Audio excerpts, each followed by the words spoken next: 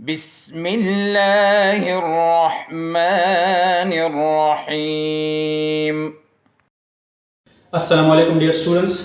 पिछले लेक्चर्स में हमने रिस्पायरेशन को पढ़ा था। रिस्पायरेशन का जो पहला टाइप थे जिसको हम एनारोबिक रिस्पायरेशन है वो हमने डिस्कस किया था। और रिस्पायरेशन में हमने ये पढ़ा था कि रिस्पायरेशन एक ऐसा प्रोसेस है जिसमें जो ग्लूकोज फोटोसिंथेसिस प्रोसेस के नतीजे में बने हैं वही ग्लूकोज पर रिस्पायरेशन प्रोसेस के ज़रिए वो कन्वर्ट हो जाते हैं एनर्जी में, और इसी तरीके से हमारे बॉडी के अंदर एनर्जी आ जाती है। तो उसमें जो पहला पार्ट था जिसको हम एनारोबिक रिस्पायरेशन कहते हैं वही एनारोबिक रिस्पायरेशन ऑक्सीजन के बगैर होता है। लेकिन इसके मुकाबले में जो दूसरा टाइप है उसका जिसको हम एरोबिक रिस्पायरेशन कहते हैं ये ऑक्सीजन की प्रेजेंस में होता है। मतलब यह है कि इसको ऑक्सीजन की रिक्वायरमेंट होती है यहाँ पे, लेकिन जो इससे पहले हमने पढ़ा एनारोबिक रिस्पायरेशन वहाँ पे ऑक्सीजन की रिक्वायरमेंट नहीं होती। तो आज यहाँ पे हम डिस्कस करेंगे कि एरोबिक रिस्पायरेशन में मजीद कौन कौन से स्टेप्स होते हैं और इसमें क्या क्या होता है और किस तरीके से किया जाता है। तो सबसे पहले तो हम ये जान लेंगे कि एरोबिक रिस्पायरेशन में ऑक्सीजन की ज़रूरत पड़ती है। यहाँ पे ऑक्सीजन के बगैर ये नहीं हो सकता, इसी वजह से इसको हम एरोबिक रिस्पायरेशन कहते हैं। और हमारे बॉडी के अंदर जितनी भी सेल्स मौजूद है, हमारे बॉडी के अंदर जितनी भी माइटोकॉन्ड्रिया है, हर एक के अंदर यही प्रोसेस होता है एरोबिक रिस्पायरेशन। लेकिन जो एनारोबिक रिस्पायरेशन था वो तो मैंने बताया भी था कि हमारे कुछ मसल सेल्स में होता है और जो कुछ माइक्रो ऑर्गेनिजम्स है उसके अंदर ये एनारोबिक रिस्पायरेशन होता है। लेकिन इसके अलावा जितने भी दुनिया में ऑर्गेनिज्म मौजूद है, जितने भी हमारे बॉडी के अंदर जितने भी सेल्स मौजूद हैं, तो उसमें फिर एरोबिक रिस्पायरेशन हो जाता है जहाँ पे ऑक्सीजन की ज़रूरत पड़ती है।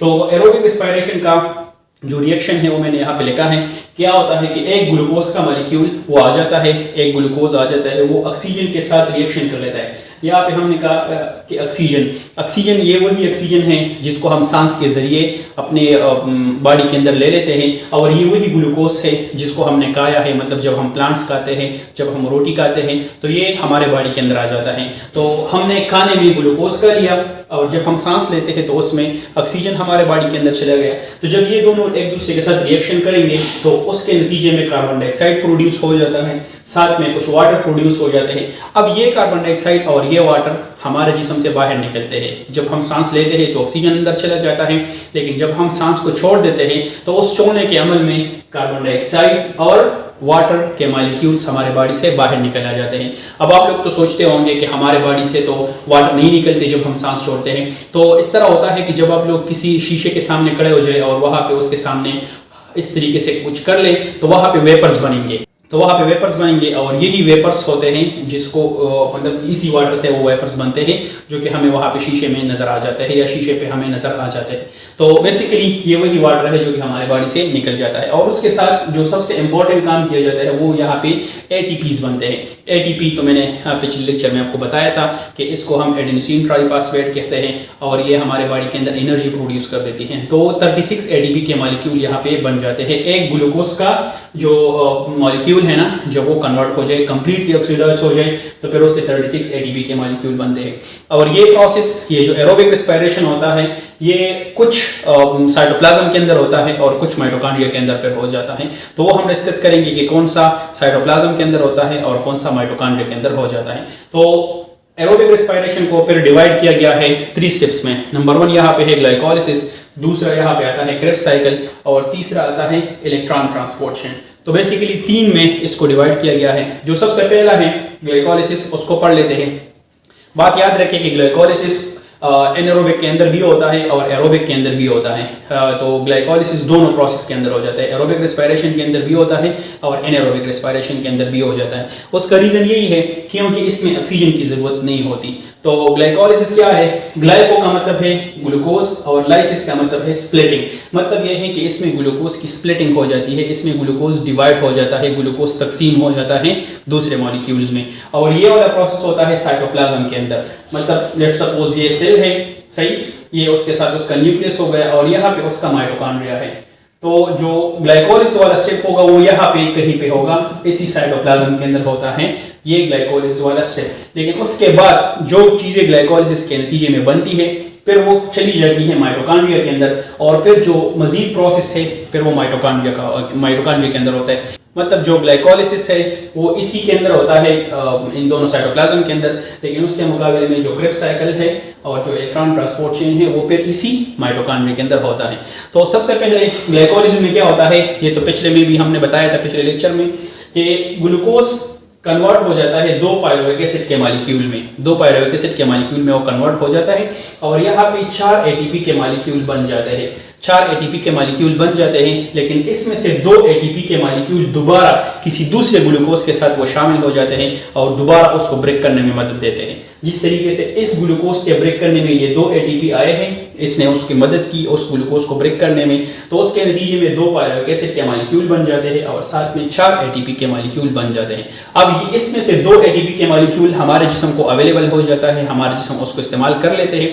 लेकिन इसके अलावा जो 2 एटीपी के मॉलिक्यूल है वो दोबारा किसी दूसरे ग्लूकोज के साथ शामिल हो जाएंगे और उसके साथ दोबारा रिएक्शन करेंगे और यही ग्लाइकोलिसिस वाला स्टेप दोबारा उसको मतलब कन्वर्ट करेंगे और ये प्रोसेस जारी रहेगा। तो जिस तरह मैंने बता दिया कि ये वाला प्रोसेस दोनों के अंदर होता है, एरोबिक रेस्पिरेशन के अंदर भी और एनारोबिक रेस्पिरेशन के अंदर भी, और ये होता है साइटोप्लाज्म के अंदर, जिसमें ग्लूकोज कन्वर्ट होता है पायरुविक एसिड में। 4 एटीपी बनते हैं, 4 में से 2 दोबारा इस्तेमाल होंगे और 2 हमारे जिस्म को अवेलेबल है और उसको फिर वो इस्तेमाल कर सकते हैं। इसके बाद जो चीज़ें इधर बनती है ग्लाइकोलिसिस में, फिर वो चली जाती है जिस तरह मैंने बता दिया माइटोकॉन्ड्रिया के अंदर। तो यहाँ पे जो पायरुविक एसिड के मॉलिक्यूल्स बनेंगे वो इधर आ जाएंगे माइटोकॉन्ड्रिया के अंदर और फिर मजीद प्रोसेस माइटोकॉन्ड्रिया के अंदर हो जाता है। तो अब यहाँ से देख ले, अगर इस पायरुविक एसिड को लेट सपोज ऑक्सीजन मिल गया तो फिर ये कन्वर्ट हो जाएंगे, हम कहेंगे कि क्रेब्स साइकिल शुरू हो जाएगा। लेकिन अगर ऑक्सीजन नहीं मिला तो फिर वहाँ पे वो एनारोबिक रेस्पिरेशन वाला प्रोसेस स्टार्ट हो जाएगा। तो यहाँ पे दूसरा स्टेप आता है क्रेब्स साइकिल। अब ये वाला जो क्रेब्स साइकिल है इसको सर हैंस क्रेब्स ने डिस्कवर किया था सबसे पहले, इसी वजह से उसको हम क्रेब्स साइकिल कहते हैं, क्योंकि इसका नाम जो साइंटिस्ट है जिसने इसको डिस्कवर किया है उसके बाद ये नाम उसने रखा था इसका। ये वाला स्टेप माइटोकॉन्ड्रिया के अंदर होता है, जिस तरह मैंने बता दिया कि ये माइटोकॉन्ड्रिया के अंदर होता है। अब इस स्टेप में क्या होता है कि इस स्टेप में जो पायरुविक एसिड के मॉलिक्यूल इधर बने हैं, जो पायरुविक एसिड के मॉलिक्यूल इधर बने हैं वही पायरुविक एसिड के मॉलिक्यूल कन्वर्ट हो जाएंगे एसिटाइल कोएंजाइम ए में। पायरुविक एसिड के मॉलिक्यूल एसिटाइल कोएंजाइम ए में कन्वर्ट हो गए और फिर वही एसिटाइल कोएंजाइम ए बहुत सारे रिएक्शन से गुजरता है, बहुत सारे रिएक्शन से गुजरता है, a series of chemical reaction से गुजरता है। अब किन किन रिएक्शन से गुजरता है ये आपके कोर्स में नहीं है, क्योंकि आपके कोर्स में इसका इतना डिटेल नहीं दिया गया, तो इसी वजह से हम भी शॉर्ट कर रहे हैं। ये फिर आप लोग जब आगे क्लासेस में चले जाओगे फर्स्ट ईयर वगैरह में तो फिर वहाँ पे ये है। तो यहाँ पे pyruvic acid acetyl coenzyme A, ये भी एक ऑर्गेनिक मॉलिक्यूल है, उसमें कन्वर्ट होता है। उसके बाद ये एसिटाइल कोएंजाइम ए बहुत सारे केमिकल रिएक्शन से गुजरता है, तकरीबन 8-9 से भी ज्यादा केमिकल रिएक्शन है उससे गुजरता है और रास्ते में बहुत सारी चीजें वो प्रोड्यूस कर लेते हैं। यहाँ पे मैंने उसका लिस्ट बनाया है जो कि इन चीजों को ये प्रोड्यूस कर लेता है। तो मतलब ये है कि एसिटाइल कोएंजाइम ए मुख्तलिफ किस्म के रिएक्शन से गुजर गया और बहुत सारे केमिकल्स वो हमें प्रोवाइड कर देती है। तो उसमें जो सबसे पहला केमिकल है वो कार्बन डाइऑक्साइड है, ये कार्बन डाइऑक्साइड प्रोड्यूस कर देता है। कार्बन डाइऑक्साइड तो हमारे जिस्म से बाहर निकल गया, यहाँ पे प्रोड्यूस कर लेता है NADH और FADH। NADH का जिक्र तो पिछले लेक्चर में भी आया है, जिसको हम निकोटिनामाइड एडेनिन डाइन्यूक्लियोटाइड कहते हैं। लेकिन इसके अलावा ये FADH नया है। FADH का मतलब है फ्लेविन एडेनिन डाइन्यूक्लियोटाइड, हाइड्रोजन उसके साथ शामिल हो जाता है। तो बेसिकली ये चीजें बन जाती है, NADH बन जाता है और FADH बन जाता है। अब ये दोनों कहाँ से बनते हैं?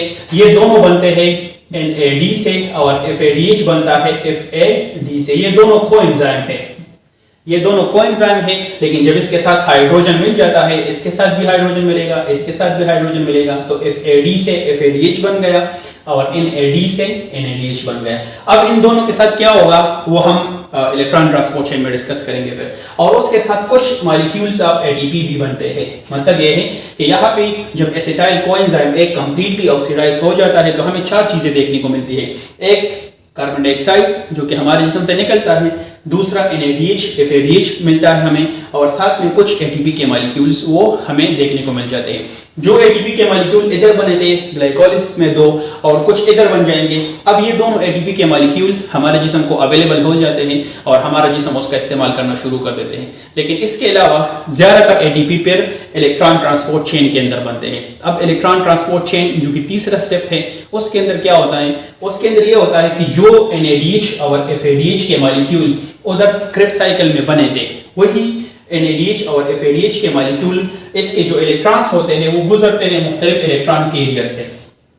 इससे इलेक्ट्रॉन्स निकलते हैं, इससे इलेक्ट्रॉन्स निकलते हैं और वही इलेक्ट्रॉन पर एक इलेक्ट्रॉन कैरियर से दूसरे में फिर तीसरे में, जिस तरह हमने फोटोसिंथेसिस में पढ़ा था अगर आपको याद हो, तो एक इलेक्ट्रॉन कैरियर से दूसरे में फिर तीसरे में, इसी तरीके से रास्ते में वो चले जाते हैं। और जब रास्ते में वो जाते हैं तो वहां पे वो एनर्जी लूज कर देते हैं। जो एनर्जी वो लॉस कर देते हैं वो एनर्जी एडीपी और इनऑर्गेनिक फॉस्फेट को मिला देती है और उससे एटीपी के मॉलिक्यूल्स बन जाते हैं। और उन इलेक्ट्रॉन कैरियर्स को, जो कि एक इलेक्ट्रॉन को एक जगह से दूसरी जगह फिर तीसरी जगह लेके जाते हैं, उन इलेक्ट्रॉन कैरियर को हम साइटोक्रोम्स कहते हैं।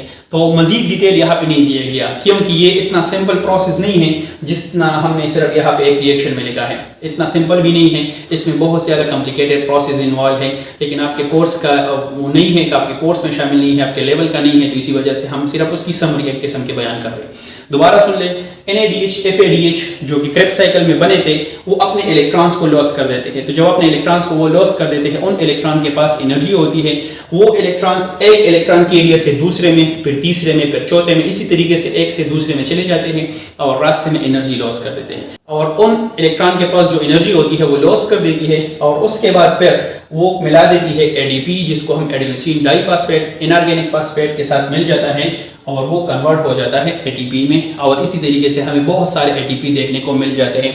और मैंने बताया भी था पहले कि किस तरीके से सनलाइट आती है और प्लांट्स उसको कैप्चर कर लेते हैं, उसको केमिकल एनर्जी में कन्वर्ट कर लेते हैं। तो ये प्रोसेस तो हमने फोटोसिंथेसिस में डिस्कस किया था कि किस तरीके से सनलाइट आती है और किस तरीके से प्लांट उसको स्टोर कर लेते हैं। लेकिन इस वाले स्टेप में हमने ये डिस्कस कर दिया कि जो प्लांट्स ने बनाया है, जो ग्लूकोज प्लांट्स ने बनाए हैं, वो हमारा जिस्म किस तरीके से फिर एनर्जी में कन्वर्ट कर लेते हैं, मतलब किस तरीके से उसको यूजेबल प्रोडक्ट में कन्वर्ट कर लेते हैं। तो ये वही पूरा प्रोसेस है जिसमें वही ग्लूकोज आए और वही ग्लूकोज मुख्तलिफ मराहिल से गुजरते हैं, मुख्तलिफ प्रोसेस से गुजरते हैं और एट द एंड हमें एटीपी देखने को मिल जाते हैं। एटीपी देखने को मिल जाते हैं और फिर वही एटीपी हम उसको इस्तेमाल कर लेते हैं अपने रोज़मर्रा ज़िंदगी के लिए। मतलब अगर कोई बातें करता है तो यही एटीपी इस्तेमाल करता है, अगर कोई सोचता है, कोई देखता है, जो भी काम होते हैं, जो भी चीज़ें होती है, जो भी प्रोसेस हमारे बॉडी के अंदर होते हैं, वो सिर्फ और सिर्फ इसी एटीपी की वजह से होते हैं। अब एटीपी बनते कितने हैं? तो अगर एक ग्लूकोज का मॉलिक्यूल कंप्लीटली ऑक्सीडाइज हो जाए तो हमें 38 एटीपी देखने को मिलते हैं। 38 एटीपी हमें देखने को मिल जाते हैं, लेकिन ये 38 एटीपी में से 2 एटीपी वो ग्लाइकोलिसिस के अंदर इस्तेमाल होंगे, जो इधर मैंने बता दिया। तो इस सार को मिला कि 38 एटीपी बनते हैं, उसमें से 2 वो शामिल हो जाते हैं ग्लूकोज के साथ ग्लाइकोलिसिस वाले स्टेप में, वहां पे वो दोबारा मतलब वहां पे उसका इस्तेमाल किया जाता है और लेकिन हमारे पास फिर टोटल बचते हैं 36 एटीपी। तो यहाँ पे ये बात अपने जहन में रखें कि ग्लूकोज के कंप्लीट जो उसकी ऑक्सीडेशन हो जाती है उसमें बनते हैं हमारे पास टोटल 38 एटीपी, लेकिन हमारे जिस्म को अवेलेबल हो जाते हैं 36 एटीपी। तो टोटल बनते हैं 38, 2 ग्लाइकोलिसिस में इस्तेमाल हो गए और हमारे पास 36 एटीपी आ गए। दोबारा मैं इसकी समरी बता देता हूँ आपको। एरोबिक रेस्पिरेशन में ऑक्सीजन की जरूरत पड़ती है। एरोबिक रेस्पिरेशन कंप्लीट होता है 3 स्टेप्स में, ग्लाइकोलिसिस, क्रेब्स साइकिल और इलेक्ट्रॉन ट्रांसपोर्ट चेन।